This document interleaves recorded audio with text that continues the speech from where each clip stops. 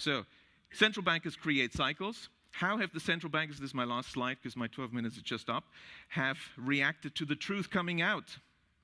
They admit that they've been telling porkies, and now they propose to increase their power.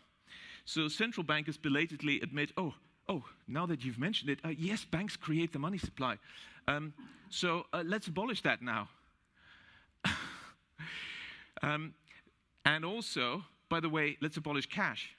So what should we do? Well, introduce digital cyber currency that central banks issue and control, and thereby gain total control over all economic transactions, decisions, and the whole lot you've just heard from the CEO of the GDI.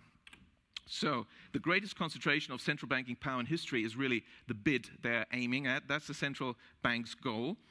And of course, digital accounts of dissenters and regime critics could be switched off. It'd be very difficult to even purchase necessities.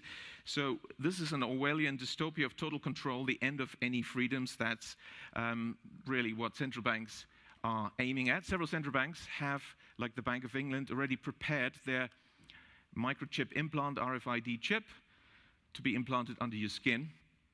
And why is the sudden discussion about universal basic income from all the grassroots and inverted commas movements and billionaires? Oh, universal basic income is the bribe for you to accept the microchip. The overarching trend of the 20th century is concentration of power in the hands of the few. That's what we have to keep in mind. We have to work against this.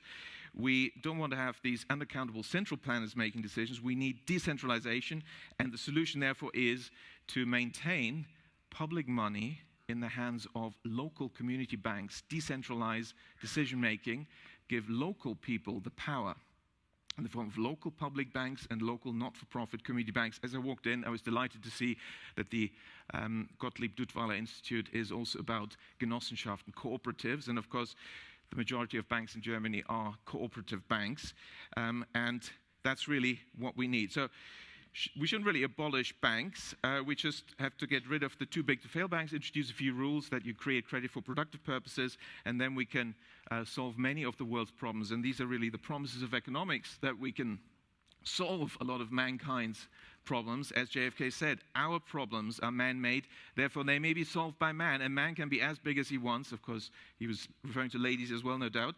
No problem of human destiny is beyond human beings. JFK. Thanks very much.